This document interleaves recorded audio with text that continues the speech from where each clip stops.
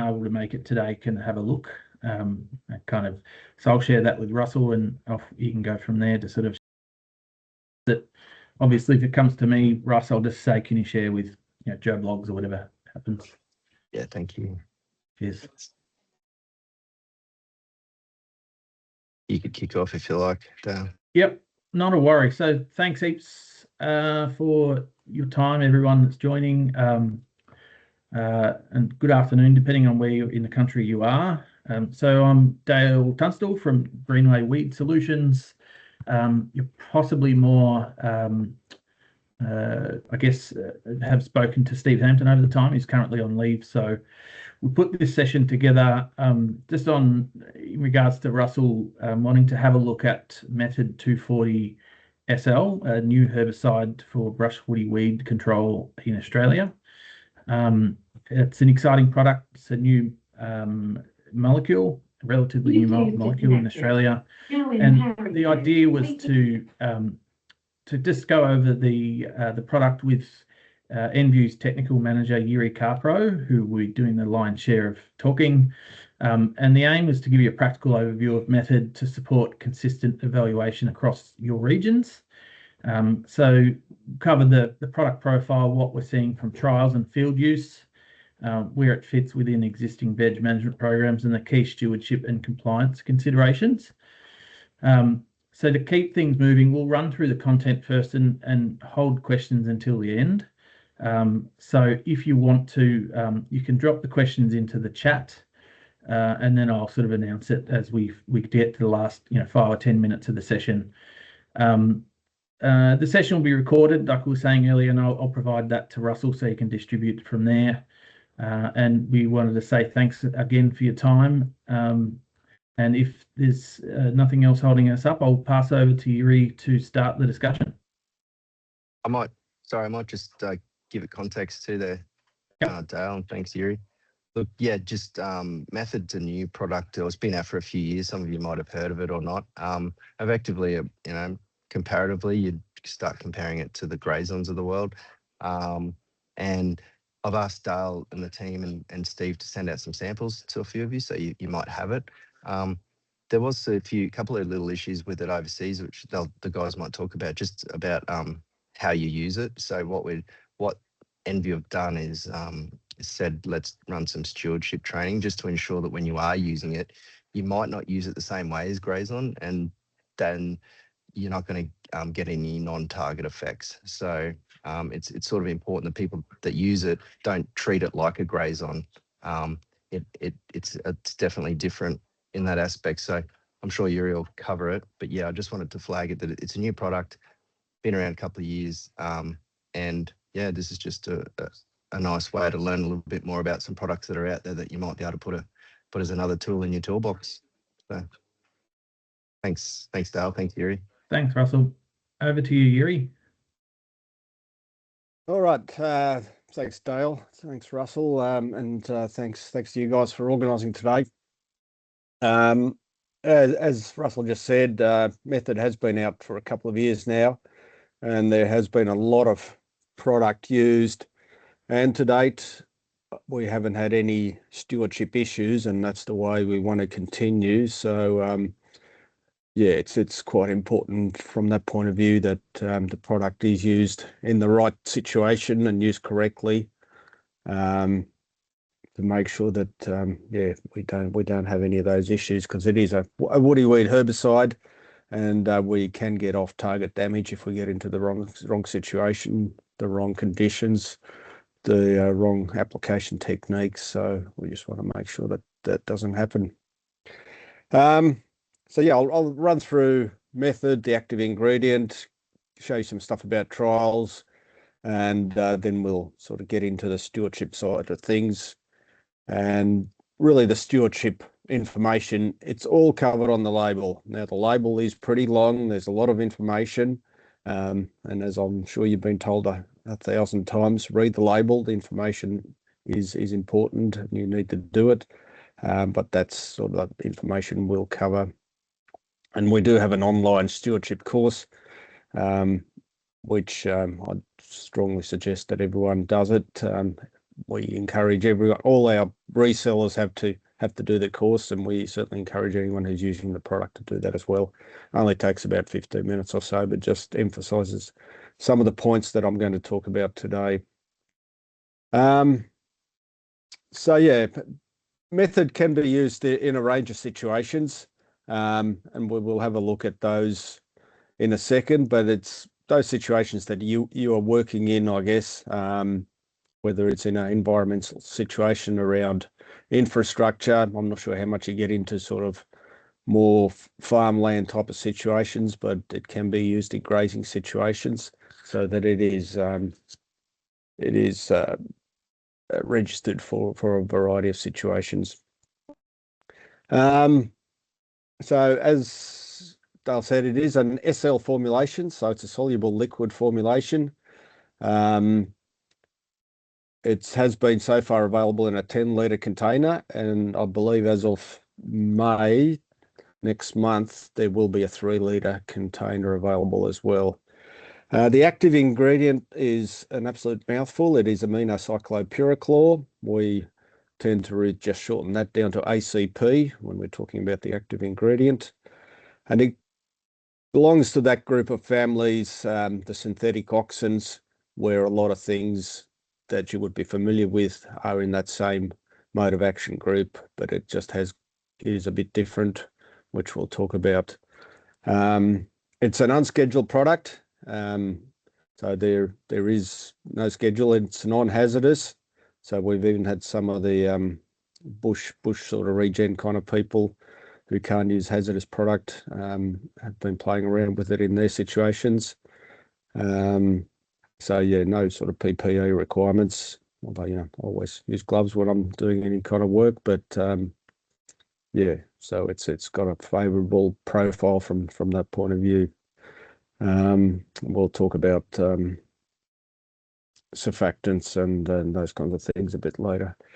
So yeah, in terms of its grouping, where it fits into is in this group 4, the auxin mimics, and things that you would be familiar with in there are fluroxypyr, triclopyr, dicamba, picloram, there's MCPA, so forth. Aminopyrrolide is in the same group, and then aminocyclopyrachlor. And within this larger group, you can see those different coloured hexagons. They represent different families. So it is in a unique family where there's only where there's only one other active ingredient, which I don't know that it's ever been commercialised, but these are all the ones that have been discovered by chemical companies over the years.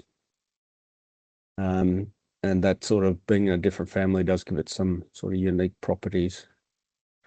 So method is taken up rapidly by the plant, and I've certainly sprayed trials in the morning, and by the afternoon you're pretty well aware that which plants have been treated and which haven't.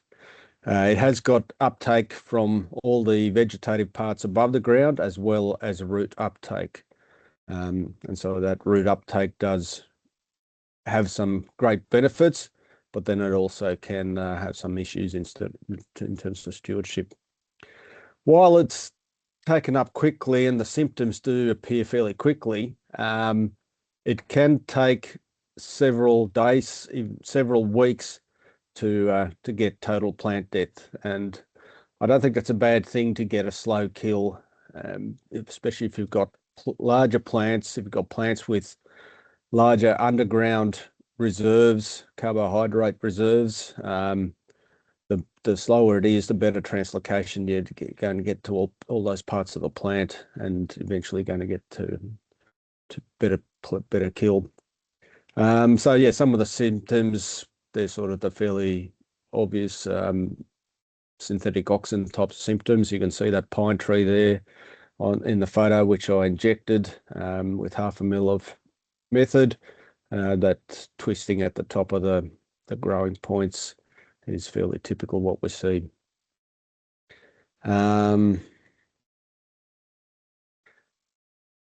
ACP has got quite a significant amount of residual activity. It will provide pre-emergent control.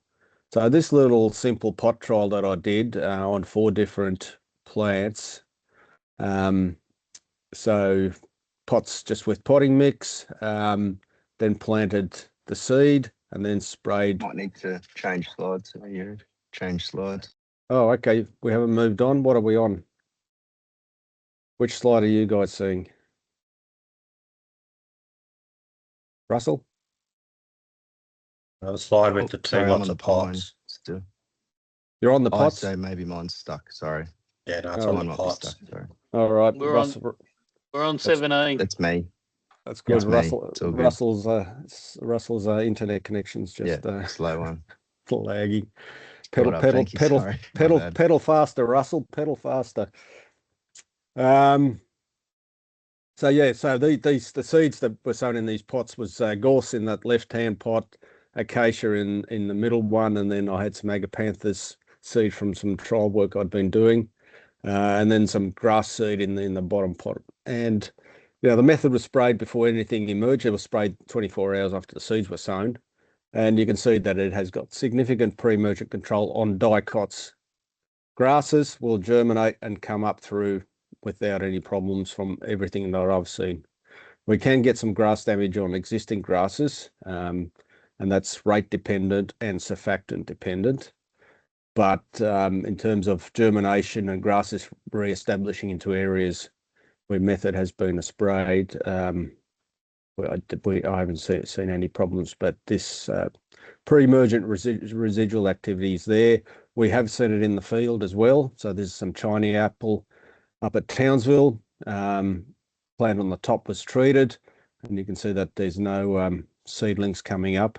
I don't know if these are Chinese apple seedlings or some other dicots, but in this bottom photo, you can see the standard treatment, which I can't remember what it was, Access, I think. There's a lot of broadleaf germination happening under this plant compared with the method plant, where there's just no germination happening. So that can certainly give benefits, and that residual activity like this, the length of control will obviously depend on your situation, your soil types, climatic conditions, soil moisture, temperature, so forth, which all affect the degradation of the active ingredient in the soil. But it is several months, and could even be sort of 5 months or so. Yeah, and as was mentioned at the start, it is a pretty new herbicide. So in terms of sort of the evolution of herbicides, we don't see that many new ones come along. Aminocyclopyrrolol, ACP, came out, pretty recently. So the label is something that we're still working on. We've got a lot of trial work happening at the moment where we're going to be adding new weeds onto the label.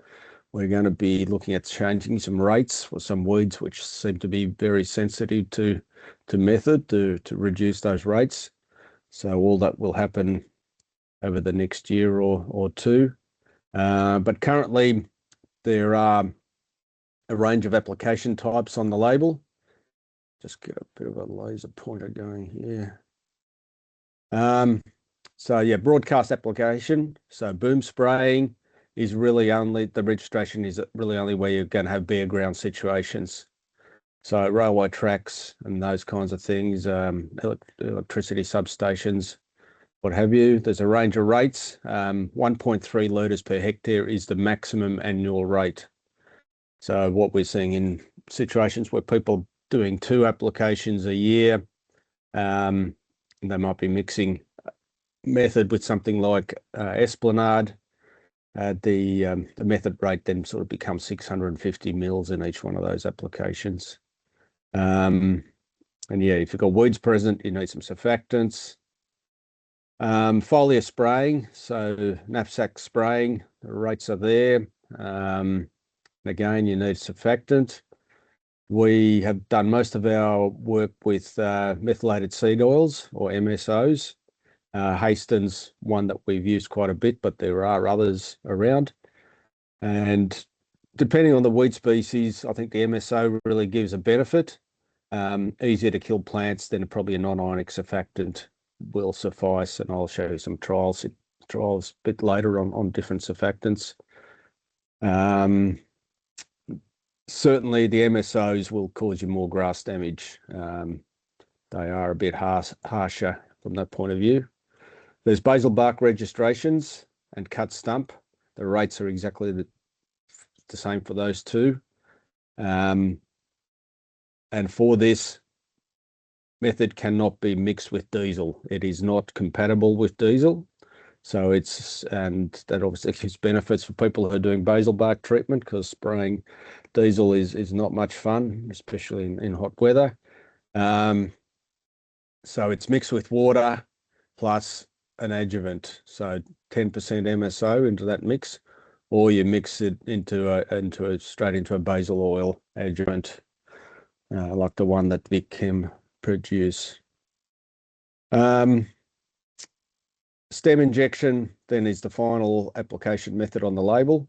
So it's 0.5 ml undiluted per cut, and there's information on the label about how many cuts to make, but it's a fairly small number of cuts or injection points, or however you're doing that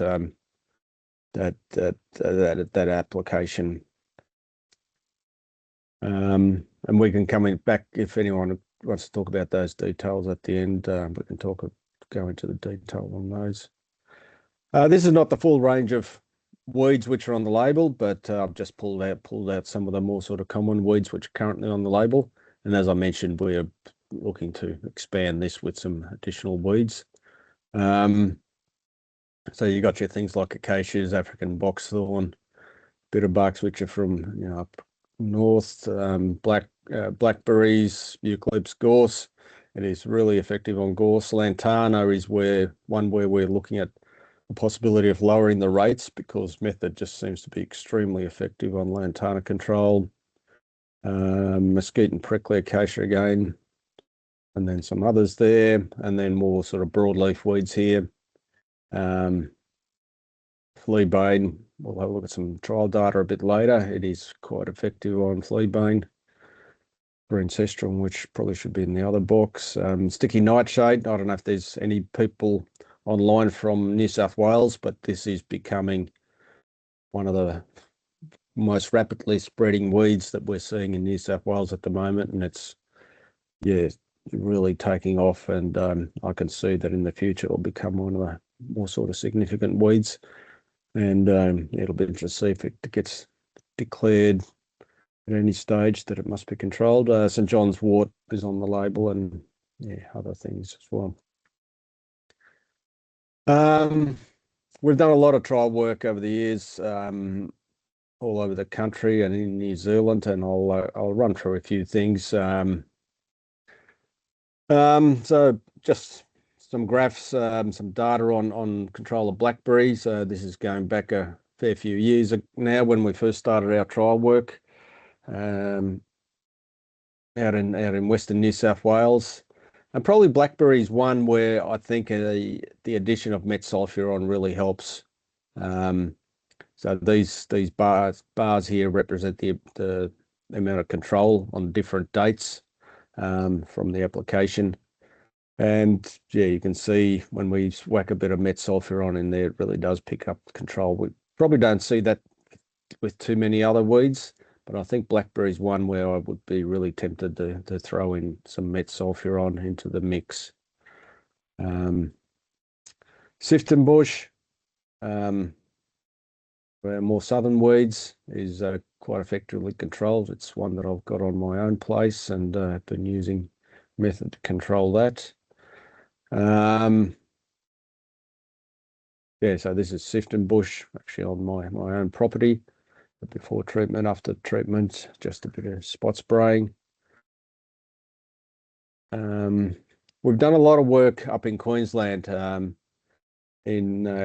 especially in collaboration with an organisation called Desert Channels Queensland, where these prickly weeds, prickly acacia, mesquite, parkinsonia, and mimosa to some degree are covering thousands of hectares, if not thousands of square kilometres of land up there. So we started trial work in 2021, and it's still continuing. I think the guys might be up there this week or next week assessing some further trials. So we'll just have a look at a bit of information from those trials. So yeah, prickly acacia mesquite, quite low rates. We're giving us sort of 100% control when we're doing foliar applications. And basil bark, excellent results. And even those trials are being monitored out for 2 years because we can get regrowth, especially with things like Chinese apple. So those trials have been taken out for 2 years, and the stuff I saw in Townsville in our last lot of trials at 2 years, we just had no regrowth whatsoever when we were chasing these weeds. So that's really good results. And again, some more trial data. And obviously, when you've got tiny little columns, there's no sort of plants left. So this is percentage green foliage, but yeah, low rates like this, 250 mils of method, giving us sort of 100% control on things like prickly acacia. And you can see in this photo here, the plants on the left have been treated. So we've got no foliage on the plants. The ones on the right haven't been treated, which are in full leaf and will flower and produce lots of seed, and that sort of re-establishment of the weeds just continues. I've done some pre-emergent work with method on prickly acacia seed as well, and we certainly see that there is residual control of those seed that do fall in the soil, and of course that seed can last a number of years in the soil and remain viable. So it is one of the advantages of method with plants like this. Gorse, for anyone who's in southern parts of the country, method is absolute dynamite. It's like 100% control. Yeah, it is really well controlled by, gorse is really well controlled by method. And that's one that non-ionic surfactant was used in these, sorry, no, it was 1% MSO, but it is one that a non-ionic surfactant is probably going to be enough to control it. So yeah, these are from our trials in Tasmania. So green untreated plant there, and these are dead plants, all sprayed with method. Again, broom, another lot of trial work that we did in Tasmania. Method extremely effective and working better than Grazon in these trials. Just a photo of untreated on the left, treated broom on the right. And just a couple more African box thorn, a problem that occurs in many areas around the country. And again, method very effective, as was Grazon in this trial. And this was foliar applications. We have been, I talked about bush regeneration before, so we have been doing some work on control of weeds like this in bush regen situations, where it becomes a bit more of a concern, the non-target effects. This is some trial work that I did on agapanthus, and you can see there's quite a lot of native plants around the place, and this is a site that I've now monitored for 5 years, and all those native plants are okay, so we haven't seen any problems, but it all does come down to as I said before, the application technique, the amount of product that you use, the conditions.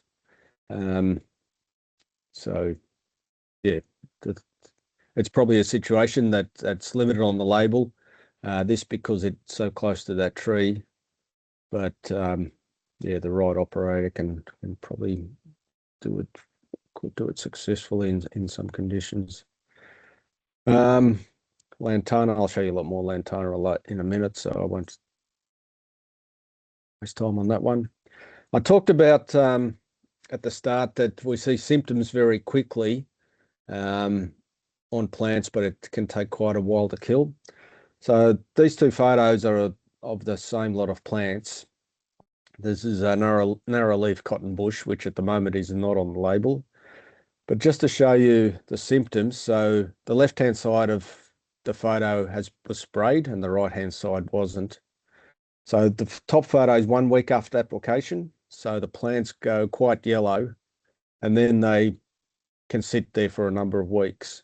The bottom photo is at 8 weeks after application. And now we've just got dead sticks and the untreated plants are still there, quite healthy on the right-hand side of the photo. So probably between week 1 and week 6, the plants looked the same. They just looked yellow and like that. And then in the last couple of weeks, they just melted away and totally disappeared. So that's typically what we see. St. John's wort, 2 weeks after application. That's just knapsack spraying. So yeah, cut stump. We've only got a couple of species on the label, but looking to expand that. But certainly on eucalypt trees, quite effective. I talked about the rates and the 10% surfactant. So cut stump, yeah, we're not using diesel in that mix. We did some cut stump work up in Queensland as well on those prickly species that I talked about before. And you can see here, yeah, well, actually, I should have updated this, but this is only 5 months after application. If we take the Chinese apple there's no regrowth. Now, these trials were taken after 2 years and there was just no regrowth on those plants. They were all 100% dead. And ETS actually did the application in these trials. So thanks to the guys up in Townsville who helped us set up these trials, which were really successful. All right, we're probably, yeah. So yeah, these were the trials we set up in conjunction with ETS. We also did Lacuna. Lacuna is not a plant that's on the label at the moment, but we have been working with University of Queensland down in Gatton and should have enough trial data to get that on the label at the next label update. And we did do these trials with ETS up in Townsville, but need some more trial data. And the Chinese apple regrowth, you can see there from an untreated plant regrowth, and we just won't get any of that in those treated plants. Trunk injection. Nearly all of this work was done out in Western Queensland. There was actually 45 trials done, which covered 25 different species. And the trials were taken out to either 1 or 2 years after treatment. And these were significant trees, you know, up to 300 mils in diameter. So those 45 trials, the results of those are really summarized in this graph. So this is the percentage of regrowth at the final assessment, which might have been at year 1 or might have been at year 2 or somewhere in between. So there's different rates of method here per injection hole. You can see the 0.5 mil rate. There was virtually no regrowth when you averaged across all those 45 trials. And the standard varied. There was a lot of different standards used in these trials. There were some tordons, there was some hexazinone, and others as well. And you can see that at the end of those 45 trials, there was sort of, what do you call that, 13% regrowth. So that injection was, with method, was working much better than the various standards that we used across those 45 trials. So injection is certainly very, very effective with method. And that injection technique does then also help with some of those stewardship concerns. So this is the only other injection work, which is stuff I did down in southern New South Wales on pine trees. And you saw a bit of pine tree photo before, but yeah, on pine trees, quite successful. And pine trees are a major weed species in New Zealand, where we've done a huge amount of work with method. sorry, there is one other species we've worked on, which is olives. I don't know how many people have been dealing with olives, but whether it's European or the African olives, we've done work in Sydney, and also there's been some work done by one of the bush regen groups in Adelaide. So this is European olive in Adelaide. So method, only a couple of injection points. And this is the number of points that injection points they do with glyphosate. The bud of the tree ends up looking like Swiss cheese. I think I've got another photo. There you go. That's how much, how many injection points they need to do with glyphosate to get total kill. And method, they were going with 1 or 2 injection points and getting the same kind of results. So definite benefit there. Basil bark's probably the only other one we haven't talked about. At the moment, there are only 2 species on the label for basil bark application, African olives and green cestrum. But all the trial work we're doing is looking at expanding that label significantly with other species. So, as I mentioned before, method applications with basil bark and water plus 10% MSO, or method in biosafe oil, which is the Vic Chem one. And there are probably other brands of these oils available as well. But yeah, very effective on African olive. And that was the green cestrum. Again, pretty good results. Probably similar to Garlon. All right. Fleabane, I mentioned before. It is effective on fleabane. So yeah, we sort of mill it out to 12 months after application here. And this is boom spray situations. So, you know, fence lines or railways or whatever it may be. 300 mils per hectare, 12 months was giving 100% control on fleabane compared with the untreated. So weeds that we're looking to add onto the label, Gazania is one of those for those in the southern areas. And this is some work I did in southern New South Wales, northern Victoria. So that's Gazania that's been sprayed out compared with untreated all around it. And Mother of Millions is another one, and there's a whole heap more. So there's Mother of Millions sprayed on the right-hand side. On the left, the untreated plants. Adjuvants. So we recommend a methylated seed oil like Hasten, which you can see here, or a non-ionic surfactant, but we just keep getting asked questions about adjuvants, so we have looked at different adjuvants. So this is some Lantana in Queensland. The 2 rows of photos, the top one represents method at 500 mils per 100 litres of water, and the bottom set of photos is 200 mils of method per 100 litres of water. And these plants were all sprayed with Hasten at 1%. So you can see, you take it out to 16 weeks, that we've got no regrowth.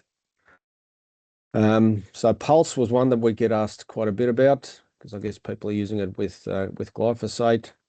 So again, top row of photos, method at 500, bottom row method at 200, and all sprayed with Pulse at 0.25%. And again, similar results, 16 weeks.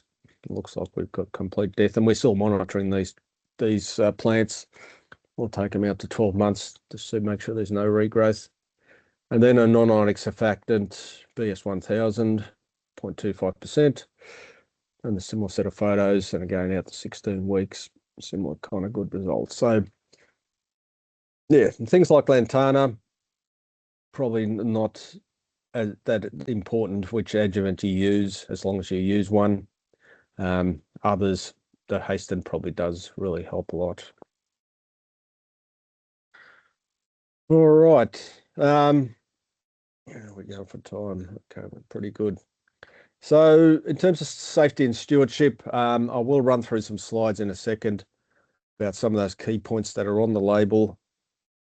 But we do have an online course that's on our website. That QR code will get you to that course, or I can get Dale to send out the link afterwards.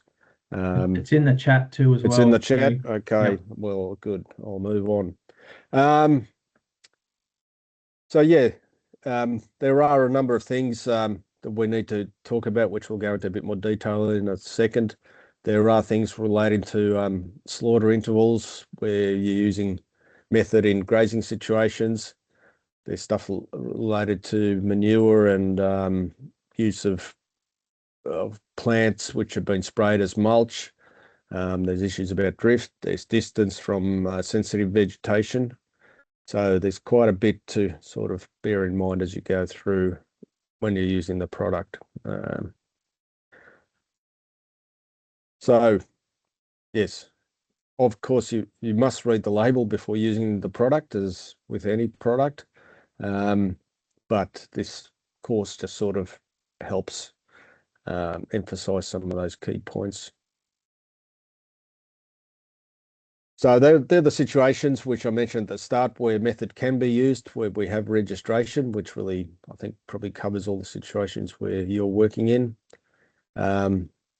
Drift is important. If you've got any sensitive vegetation nearby, and whether that's native vegetation or sensitive crops, especially if they're broadleaf crops, whether they be, canola or vegetables or fruit trees or whatever that may be. And then, of course, you've got to be cautious in situations. Well, there are situations where you should not be applying method. So wetlands and watercourses, irrigation ditches or channels. The IPM one, I'm not sure why that's on the label. That was just imposed on us. And then method can't be used in those sort of more urban situations that I mentioned there.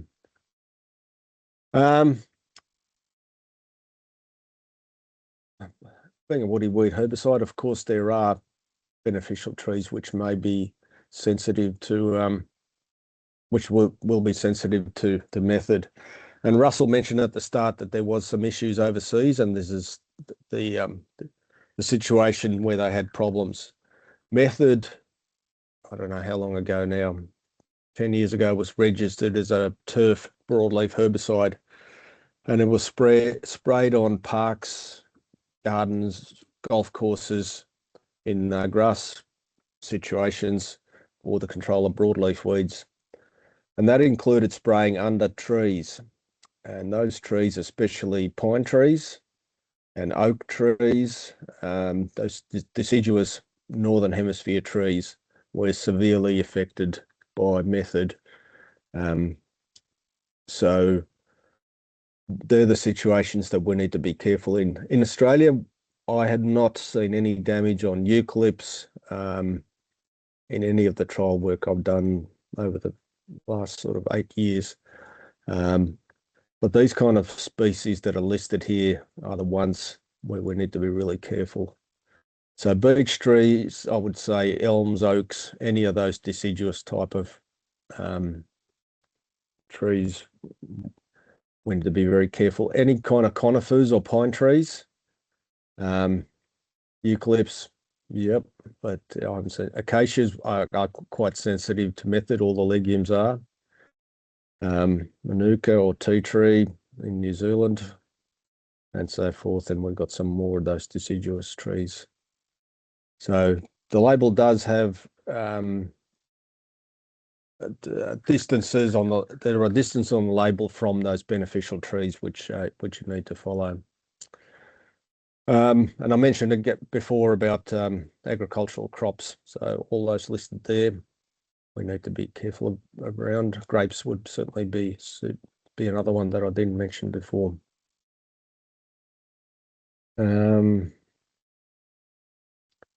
So in terms of grazing, there is no withholding period for livestock. So you don't have to have livestock out of an area when you're spraying, but there is a withholding period for animals which are going to be exported.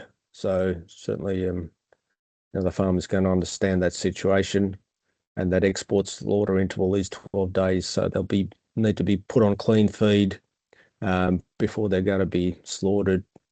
So, but for domestic situations, there's nothing. It's only for livestock that's going to be exported.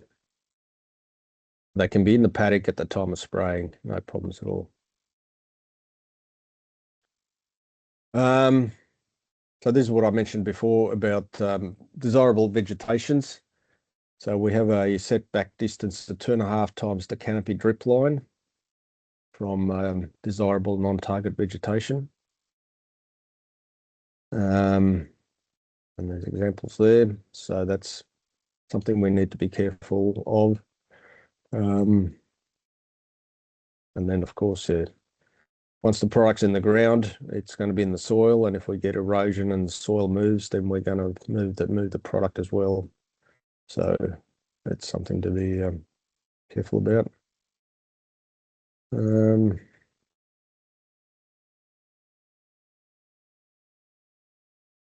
Buffer zones. So these are you don't see these on some of the older labels, but anything that's been registered in the last 5 years or so, new products have all got these buffer zones for drift. They're all downwind buffer zones, and they're all dependent on application rates. So the buffer zones change depending on how much product you're using, as well as what kind of boom height you're using. So these are related to broad acre boom applications. We're probably mostly spraying at 0.5 metre boom heights. So there's our distances, and they only apply to sensitive vegetation areas which are downwind, with a shorter distance for the lower rates and a greater distance, of course, for the higher rates. But no other buffer zones to any other areas. All right, only just about done, and then we can open it up for questions. The weather conditions, the wind, that's pretty standard. I think you would see that on every product about wind speeds and about temperature inversions.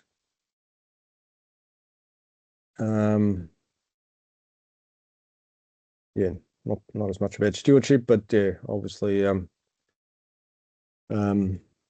having probably calibrated equipment if you're using your equipment for something else, to make sure that there's no residue in there. If probably doesn't apply in most of your situations, but if there was residue of method in the equipment, and then something was going to be sprayed that may be sensitive, that would be a great concern. Yeah, so methylated seed oil. Talked about that already. And not compatible with diesel, I've mentioned that. I think all these sort of covered. Water rates for boom application. 1.3 litres per hectare per year, no more. Aircraft, we're not going to be doing that. Pretty obvious about bystanders. Don't put it through irrigation equipment. Cleaning, sprayer cleanup, decontamination. Yep, I think covered all those. Okay. So if we're in a situation where method has been sprayed and then the crop's going to be planted, there is at least a 1 year plant back period because of the residual effect, possible residual effect of method. And before planting any crop, there should be a bioassay test done, which is sort of detailed on the label. So yeah, if you're going to plant lucerne or canola into an area that's been sprayed with method, there might be some issues with the residues that are in the soil. So plants which have been sprayed with method shouldn't be used for compost or mulches, as well as animal waste. So if you've got grazing animals, which are grazing on grass or other plants that have been sprayed with method, that method will go straight through the animal and it'll be in the manure. And then there's the potential that if that animal manure is used as fertilizer or whatever around desirable plants, that there could be an effect. So there's information on the label about that.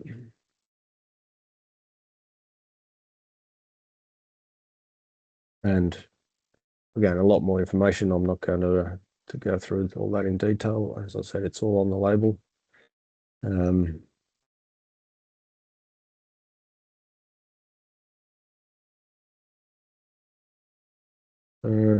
Okay, yep.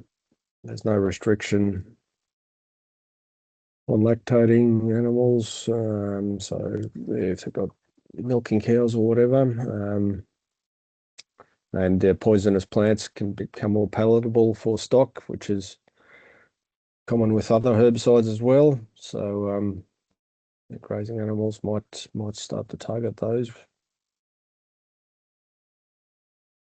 Okay, well, I think we've got to the question. We've probably got 10 minutes. So I don't know if there's anything in the chat, Dale, or we just open it up. Not at the moment, Yuri, but yeah, thanks heaps for that. I guess a point I get that comes up when I talk about method to clients is the stewardship training side. Are you able to speak to why it is that there's the portal and everything associated with the training side with method, which I think is great. I mean, stewarding a product is, really what we should all be doing correctly anyway. But yeah, the point to go to that level is anything you could indicate to the guys around where that sits. Yeah, I guess it's just our belief that we're dealing in situations with a herbicide where there is really the potential, and we saw this in the United States, as Russell said, in America years ago. There possibly wasn't done the stewardship, and that's led to all sorts of issues. And I think it cost the company $1 billion or something. It wasn't us; it wasn't our product at the time. Yeah. So that we don't want to get into that situation here. So if people can be trained, you're not going to have the problems. We're not going to have the problems, and the end user is not going to have issues. So just understanding where this product fits into, and it's a great product in the right situation. Using it improperly in the wrong situation, and we could have problems. Sure. Russell or anyone else have anything they want to ask Erie while we have him? Like with the fleabane and stuff, how does method compare to Esplanade in terms of control and stuff, but also pricing and everything? Okay, well, someone else had to talk about the pricing, so I don't know if that's Dale or Philip, but in terms of control, so obviously Esplanade gives you no post-emergent control, so it'll have no effect on existing plants, but it will give you longer residual control. So Esplanade will give you 8 months plus, and I've seen it go 12 months on fleabane. Method will give you the post-emergent control. Pre-emergent control, if you get 5 months, you're probably going to be doing well. 3 to 4 months, yeah, it's going to be pretty solid. After that, and again, Brendan, residual control is hard to work out because it's just so situation dependent and climatically dependent. It'll vary, but yeah. So yeah, as a combination, you'll get pretty good results for a long-term control. Happy to talk about package size and things like that, Brendan, as well. So yeah, we might take that offline, look at the scenario and what else you're doing at the same time. Yeah. I mean, like within the rail corridor too, we're in town a fair bit, so I don't know how it'll go anyway with that movement and being near people's yards and stuff like that anyway. So Yeah. absolute All right, we'll yards and that. chat Yeah, offline. yeah, probably a situation where you might want to be cautious with method. Yeah. If you're talking about those kind of situations, and yeah, looking at other alternatives. Esplanade, all good, but yeah.